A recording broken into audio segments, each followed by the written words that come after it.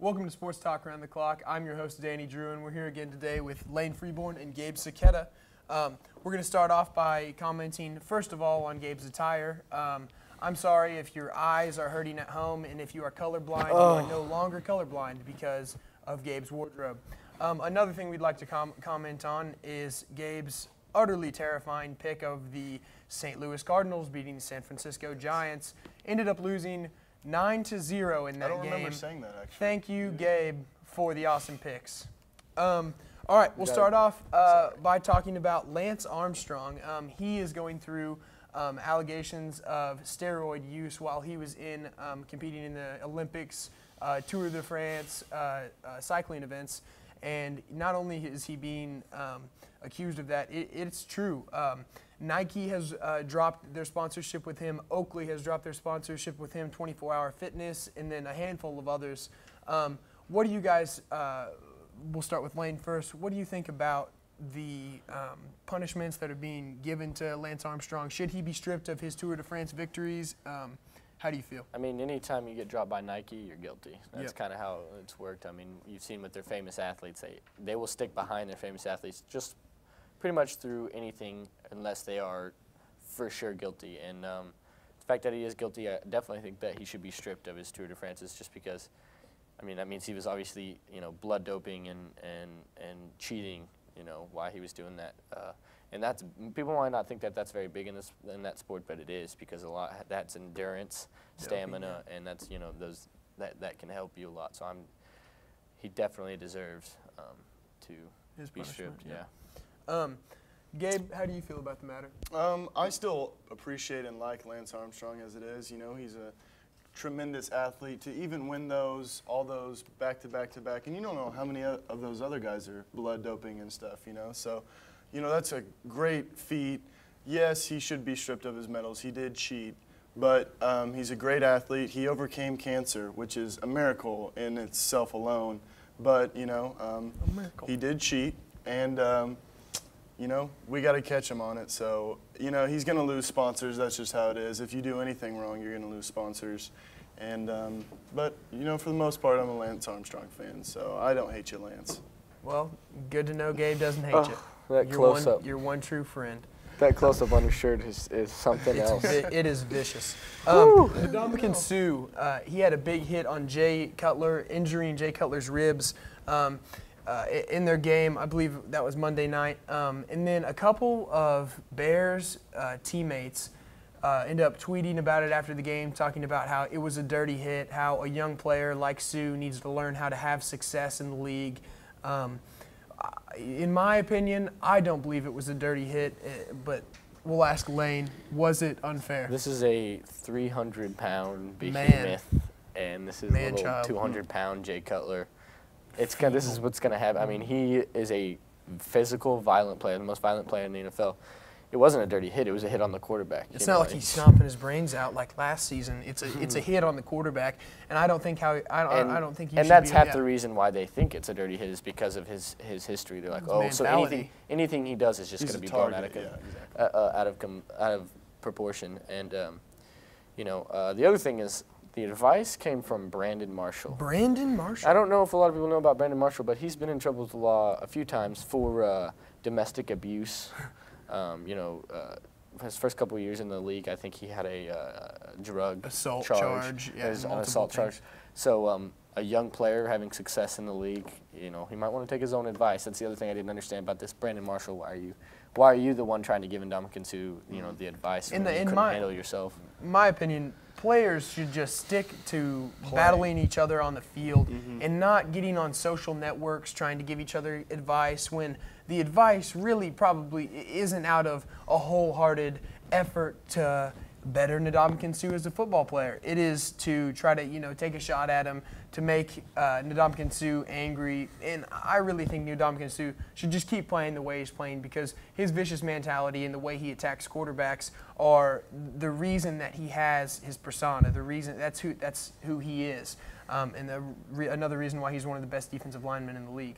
Gabe, Mr. Quarterback, how do you feel about this? It was a vicious hit, but that's part of the game, I believe, and And I think Jay Cutler should know that and go down easier. It looked to me like he fought it a little bit, and he does that at times. And sometimes he wins. He had a few big runs in that game I saw, but he fought. It seemed like he fought too hard to stay up, and that just ended up causing his bruised ribs or broken ribs, I guess in some case, is what they said later.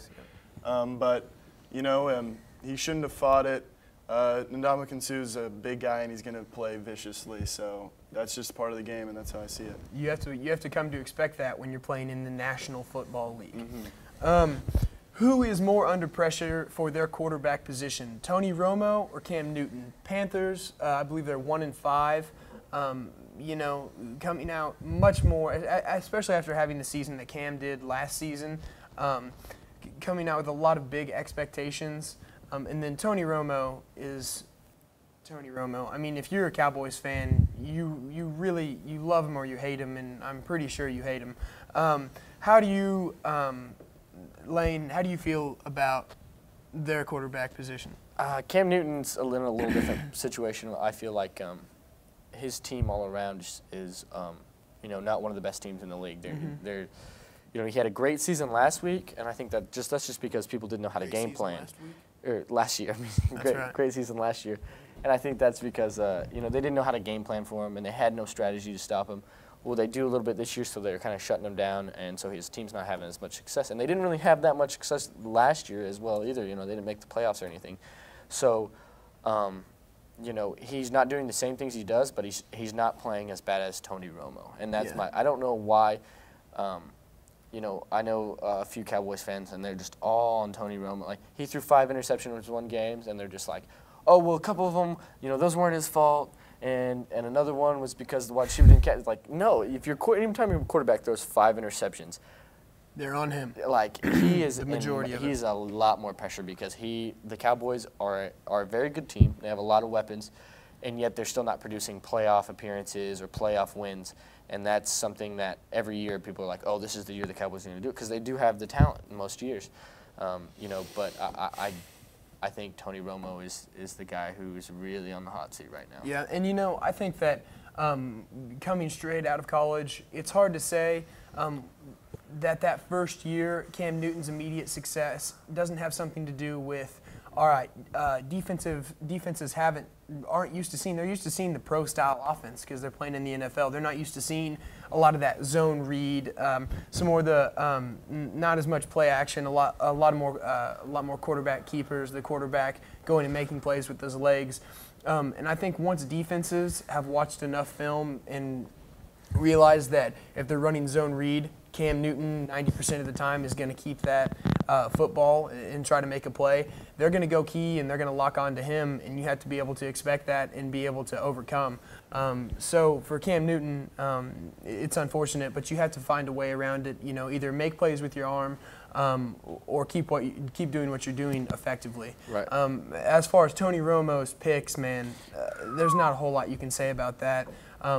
It's tough to see. I'm not a Cowboys fan. I know if I was, I'd be very upset if my quarterback throws 5 picks. I'm a Chiefs fan, and when Matt Castle played the way he did at the beginning of the season, I was ready to go to Arrowhead and kill Matt Castle. So I think that Tony Romo is definitely in more of the hot seat, and it's going to be interesting to see whether Cam Newton can kind of come out of this rut and pick something up. I know a lot of people are questioning his attitude, whether his attitude off the field. I know he's kind of acting down. He's really, really acting negative about this season, about the team's mentality. And to the media, you can't do that. You have to be headstrong. You have to be persistent, and you have to be able to persevere, knowing that you have confidence in yourself and your team to have success later. Gabe, how do you feel? I think Tony Romo has proved it that he can do it before, and that's why so many people are mad, is because, he's had successful seasons, and, Cam Newton played well last year. Yeah, but he hasn't produced. What I'm saying is, I think he has. I mean, they're doing good this year. It's not like they have a losing record by any means. Exactly. But the fact is that he's on a team that should be winning Super Bowls and should be winning playoff games, and they're not. And that's where I think he's on the pressure. They're also in a tough division playing. Who's all in the division with any given Eagles, Sunday you're going to get a tough battle. They're all professional athletes. They were all the best players on their team in college. That's just how it is. Exactly, but obviously some teams are better than I others, agree with that, but I think probably one of the toughest divisions every year. Right, but I mean you can't. The play of Tony Romo has to improve in big situations too. Mm-hmm. I mean, I would agree with that. Dropping that field goal. It's tough. It's tough as a quarterback coming through every single. I'm not saying he's a terrible quarterback. I wouldn't say that either. He's playing in the NFL. But I'm saying so his job's got to be on the line. His job has got to be on the line if they don't produce after this season. Yeah, after this season, is a big turning point, and maybe next season a little too, to see where they want to go with Tony Romo. I think it's just so easy to shoot at Tony Romo, for other people because he hasn't been successful the past few years. He's been iffy at times, and people just want to jump on the so if it's he's that a bad way, player. Then why would you want him on your team? Because he's had successful games. There's games he's been successful, and I mean he's thrown. I want a quarterback. There's the also that's not gonna I want happen a quarterback who every single has time. maybe one or two bad games this season. I don't want a quarterback with any bad games. I Well, like to win. and I mean, that's it's gonna happen a few It's times. gonna Not happen. everyone's That's gonna what play I'm not talking lights out every week. That's but what I'm not saying, but I'm not saying a guy who goes from 1 week throwing 4 touchdowns to then the next week throwing 4 interceptions. That's a little too much inconsistency for me. Yeah, I would agree with that. And, I don't know what happened on all those interceptions. Some are different than the others. I don't, we can't say we know exactly it was all his fault. Maybe the coverages, I don't know. There's so much that goes into a play. But Tony Romo hasn't been playing well. I would agree with that. Cam Newton, I think people are starting to pick up on a little bit more.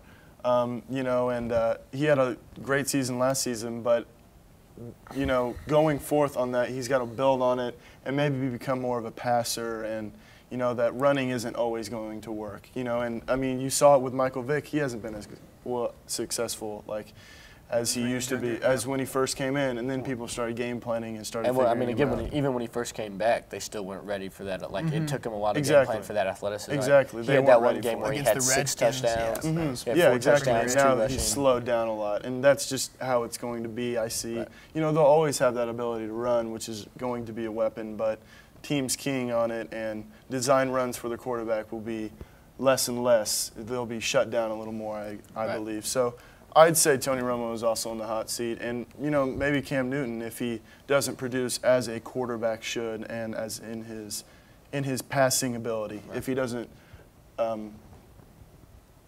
Produce. I Yeah. guess is what There I'm you saying. go. That's Get right. better. The NFL looking to drop the Pro Bowl. It's something. It's awesome if you get elected to go or you get chosen to go play in the Pro Bowl. I think it's a very high honor, and you're very excited. You're one of the elite players in the National Football League, which is huge. What do you guys think about the dropping of the Pro Bowl? Do you think that fans really do care about it, and there's enough people that watch and pay attention and care about it enough to be able to spend the money to keep doing it? After last season, no way. I mean, if anybody watched the Pro Bowl, it was Rough. I mean, they were obviously having a good time, but it was at the expense of the fans, because it was, Cam Newton looked like he wasn't he was just catching the ball and kind of chucking it out there. They off the line. I like the Pro Bowl. It's a great honor, Yeah, it's a great honor to get it, exactly. but at the same time, it's just it's a waste. And it's a waste, but what else is going on in football at that time? Right. A lot of people want to just the Super Bowl. stay into the. I guess is it before before the Super Bowl now? Well, that's something I didn't like the change of. I think that's maybe why a lot of people, maybe players take it off. They're in season kind of. So, and I'd like to see the Super Bowlers who actually won the Super Bowl into the thing. So, I like the Pro Bowl. Keep it around. I would say either have the Pro Bowl after the Super Bowl or don't have it at all. You could have an all-pro team, but maybe not necessarily a game where people, where NFL players, the stars go, and it's not necessarily the best. It's not necessarily the best defense, and it's not necessarily the best fought game. So I personally would vote to get rid of the Pro Bowl. That's going to do it for our show today. It's going to be hard for me to pick a winner, so I'm going to have to go with the beautiful Jessica Griniger behind the camera. Hey. She does a lot for us good win. production-wise, and we appreciate her she's very much, blushing. as well as all the rest of the people on the Sports Talk Around the Clock She crew. loves it. Great Thank win. you very much She for loves it. watching, and have a good night. Atta girl, Jessica.